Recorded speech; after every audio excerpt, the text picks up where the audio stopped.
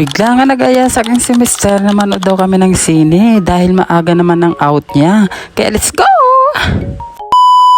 Ay mga kaakla, ayan at nandito naman nga tayo. Paalis nga ako dyan mga kaakla dahil bigla nga sa akin nag-chat si Mister na may papanoorin nga daw kami. Kaya naman dali-dali na nga akong umalis ng bahay. Ang oras na rin kasi to mga kaakla kaya hindi na nga ako nakapag-ayos. Sabi ko nga doon na nga rin sa parking ako mag-aayos. Yan nga lagi yung ginagawa ko mga kaakla pag may pupuntahan nga kami. Hindi na nga muna ako naglalagay ng cream dahil matatakpan lang naman ng helmet. Tapos pagpapawisan ka pa o diba nahulas na si Akla. Nakarating na nga ako dito sa SM Bacoor tapos ang dami palang nakaparking. Di ko nga alam mga kaakla na 3-day sale pala dito kaya naman pala ang daming nakapark. Nakapag-ayos na nga ako dyan mga kaakla kaya tingnan mo o diba fuck na fuck yung personality. Sino ka dyan Kordapi?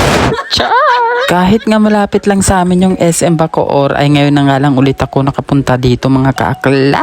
Mula nga nang nalipat si Mister sa SM Rosario ay hindi na nga kami nakakagawi dito. Dito pa nga naka-duty si Mister ay halos araw-araw nga yung mukha ko ay nakikita dito sa SM Bacoor. Ayan nga pala yung pwesto nila dito ay nasa ilalim nga ng hagdanan. Lagi nga silang pila dito dahil maraming ang tao dito sa SM Bacoor. Dala na nga ako ng bisa ni Mister kaya naman pinabihis ko na nga muna siya dito sa CR.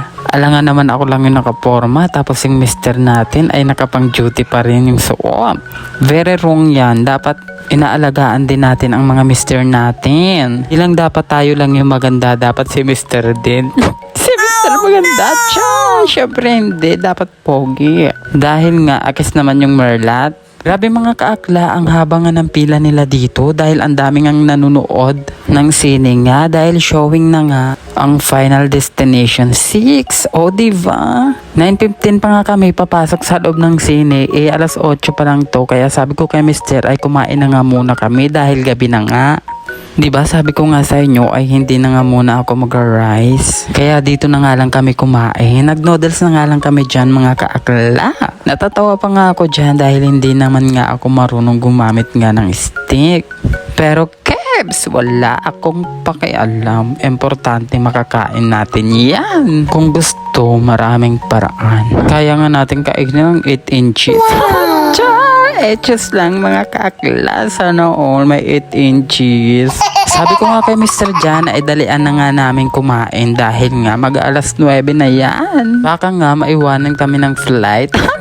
Ano, lilipad ka, akla? Kailangan nga maaga kami pumunta doon dahil bibili pa nga kami ng popcorn. Pag ganyan nga mga kaakla na maraming nanonood ay mahaba nga rin ang pila ng bilihan nga ng popcorn. Start nga ng movie na papanoorin namin ay 9:15 tapos 9:15 na ay nasa labas pa rin kami ni Mister.